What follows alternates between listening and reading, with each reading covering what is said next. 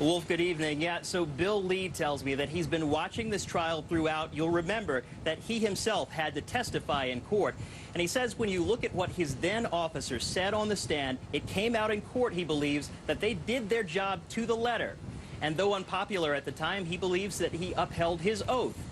But he lost his job. There were protests and heated rallies. He might as well be lit. Anger echoed throughout the nation because the man who shot and killed 17-year-old Trayvon Martin, George Zimmerman, wasn't immediately behind bars. The criticism built. The pressure increased to make an arrest. And it all came down to this man, former Sanford police chief Bill Lee. When you look back at what happened, was there a lot of pressure on you to make an arrest? There was pressure applied. The city manager asked several times during the process, well, can an arrest be made now? And I think that was just from not understanding the process, the criminal justice process. I had one of the city commissioners come to me on 2 different occasions and say, all we want is an arrest. And I explained to them, well, you just can't do that. You have to have probable cause to arrest somebody.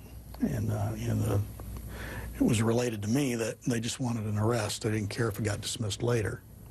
And you don't do that.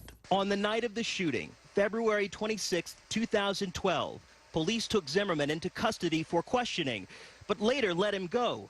Your lead investigator, Chris Serino, suggested manslaughter on that initial police report. Mm-hmm.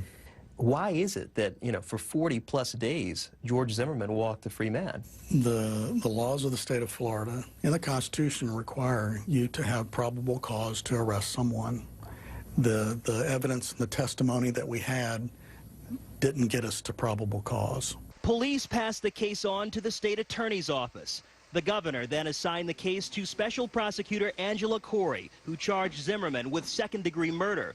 But it was too late for Bill Lee, pushed aside after only 10 months on the job, then fired. There was political pressure on one hand, would you agree? Sure. There were outside influences on the other? Yes. Did you get a fair shake?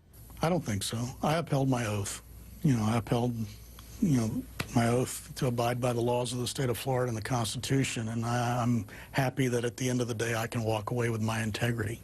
I'm at peace with it on most days. I'm a man of faith, and but it stings.